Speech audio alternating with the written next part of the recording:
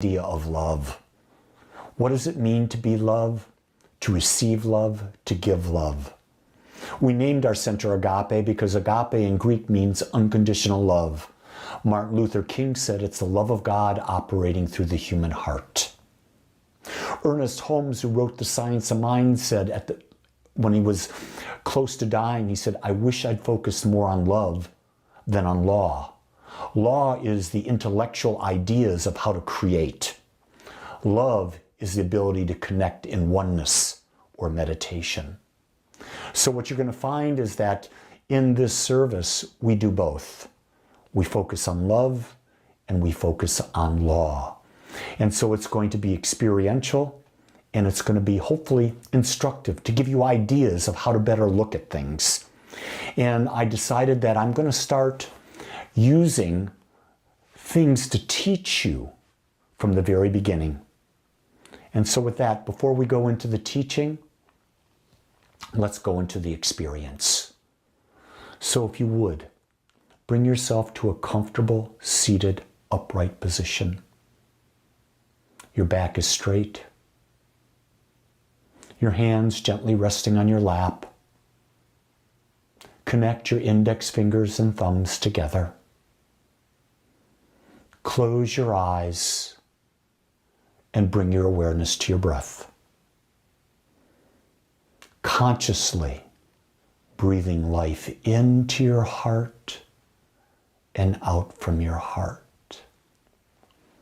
If you would, imagine a circle of white light about 18 inches to 2 feet above the top of your head. This white light is divine. It is the infinite. And imagine as you breathe in, you are pulling that light from that circle down through the crown of your head, through your third eye, through your throat, and into your heart center.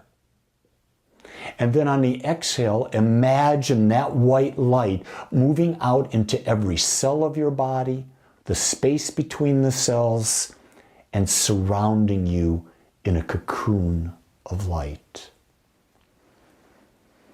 So let's do this together. Take a deep breath in, breathing that light into your heart. And from your heart, now breathe out into every cell of your body, the space between the cells, and surround yourself in white light. Again, breathe in and breathe out. Breathe in and breathe out. Breathe in and breathe out.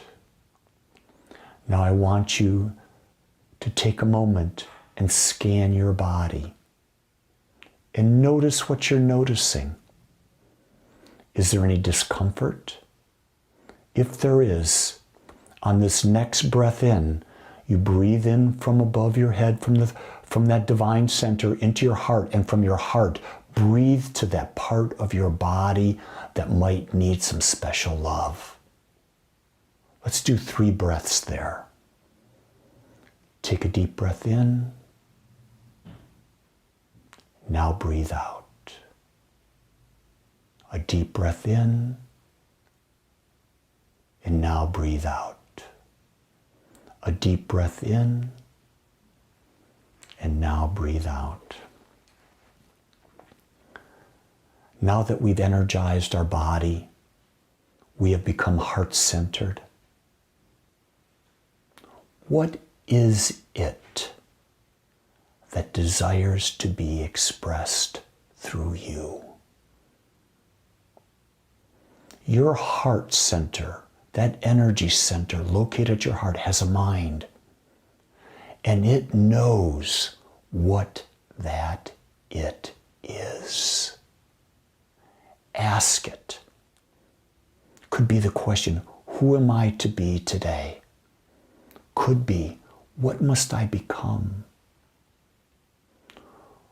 How do I show up in the world? Whatever it is, ask and just sit and breathe and listen.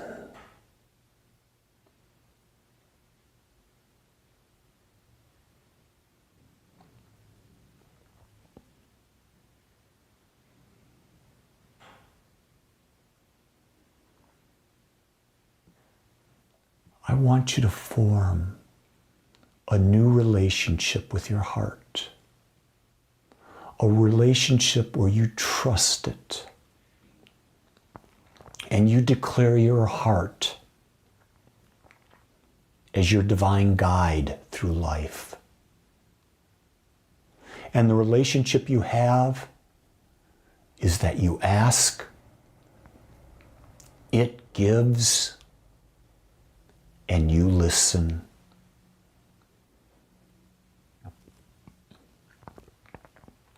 You ask, it gives, and you listen.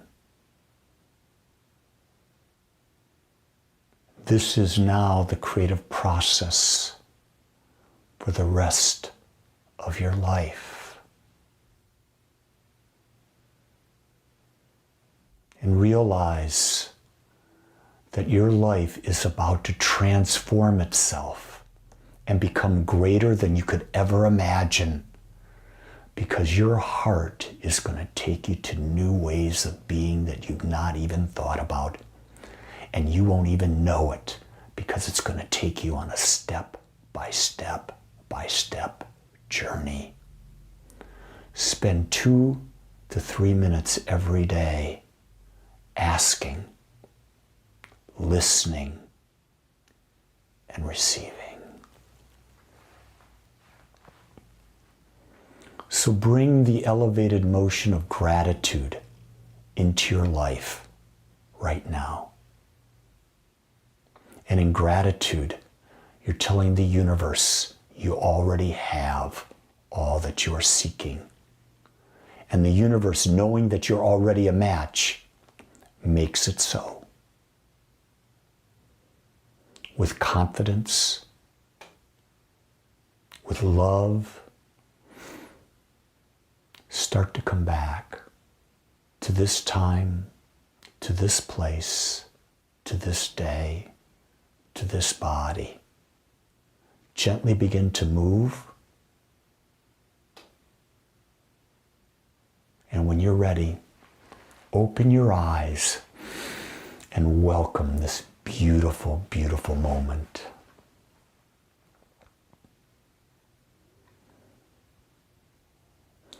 So as I contemplated what I would talk about today, I asked the question, what do I know? What do I know? And what I came up with is that the only thing I know is that I'm aware. That's it. I'm aware that I'm speaking to you, whoever you are. I'm aware that thoughts are moving through my body and out of my body through my words. I'm aware that I have sensations happening in my body. I'm aware that I'm in a certain posture. I am aware. That's the only thing that I know. But what I also know is, as I am aware, I know there must be something greater than me, more than me. And so I ask the question, what is it? I'm not asking what is the question, what is God? Because I'm not going to use the word God, because we have got so many different meanings that are out there for it. I don't want to use that word because I don't want to bring up those old ideas. So for my purpose of talking with you, I'm calling it, it. What is it? And the best that I can come up with is that it is the power behind creation. It is what creates all things. That's a pretty big step, isn't it? But when you realize, well, I'm aware and I'm talking with you and you're aware of what I'm saying, so there's got to be something behind my awareness and your awareness. I call that it. But what is it besides the power behind all creation? Well, if it is all that there is, it is infinite, meaning that there is no place that it is not. And here's a key thing. There can only be one infinite. There is never more. Just by definition, there is only one infinite. And if it is all there is, then it is all-knowing. All wisdom is within it. All wisdom that could possibly ever exist is already within it. So it is infinite and it is all-knowing. And if that is true, then it is all-powerful. It has created everything out of it through its wisdom. There's no power to go against it. It is the only power. And if I know that, then I know that because it's infinite, it has always been. Because what would have created it other than it? So there's never been a moment where it didn't exist. The demonstration of how it exists might be different, but it has always been. It's eternal. And from my human mind, that's a difficult thing to understand because I tend to have a finite perspective. But yet it has always been. There's no point before it, and there's no point after it. Because it will always be. It does not die. It is eternal. That's one of the things I love about the teaching, is that we believe in the eternality, the immortality, and the continuity of the individual soul forever and ever expanding. And we can say that because of our belief on what it is. It's infinite. It always will be, was. It's all powerful and it's all wise. It created everything out of itself. Let's take it a step further. It is the seen and it is the unseen. Realizing that what we see is a sense, what our sense of sight is feeding our mind. But it is more than that. It's more than what we see. It's what we don't see as well. And we can go further with that and say it is the known, and it is the unknown, and it is the unknowable. You see, from a human perspective, from our individual mind perception, all we know is the known. And what we're trying to discover through our lives is the unknown. But in the human mind, my belief, there is the unknowable, because it's impossible to know infinite from a finite perspective of the mind that I am using to talk with you, the mind that I use to think, the mind that you use to think. It's impossible to know the unknowable. No idea of what that is. So then when we look at it, it only exists in the eternal now. In it, there is no time and space. Time and space is only there when there is matter, but it is beyond matter. And so it exists in the eternal now. There is no past. There is no future. It's just now. Here's the big thing. If you break down all of what it is so far, it logically follows that it created everything out of itself. So everything is made of it. My mind and its mind are the same mind. My body is its body. My thoughts are its thoughts. Think about that. It created everything out of it. Self. That means it is you. It is me. It is everything. It is life.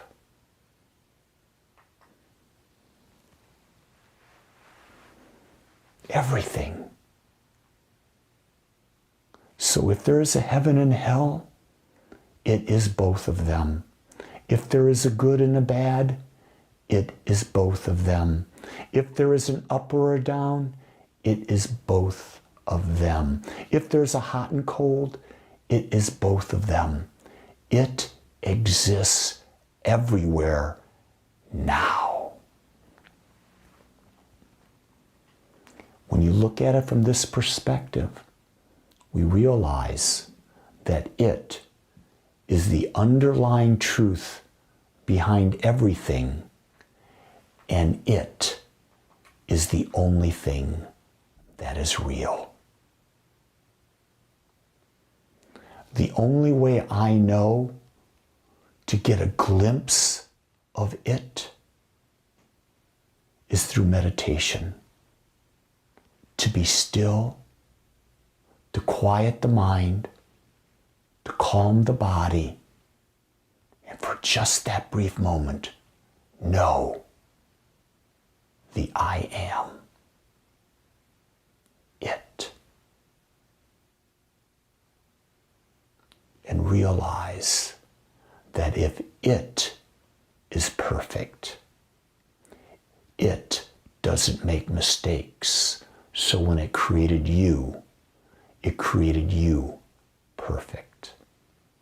Your uniqueness is it expressing itself. Fill yourself with gratitude for who you are, because it's how you were created and how you were meant to experience this life. You are it individualized. But you are not all of it. It is so much more than we could ever imagine. Remember, you are the gift. You are the present. Be it now. So I want to thank you for taking time to be with me. If you have questions or comments, write it down. Write them in. Love to hear them. I took a very complex subject and I tried to make it simple. The simpler it is, the more we can understand it, the more we can work with it. I want to teach practical spirituality. I am teaching practical spirituality and teaching and having you be able to experience things. Those are my goals. And if this message resonated with you, I'd love for you to make a donation to Agape.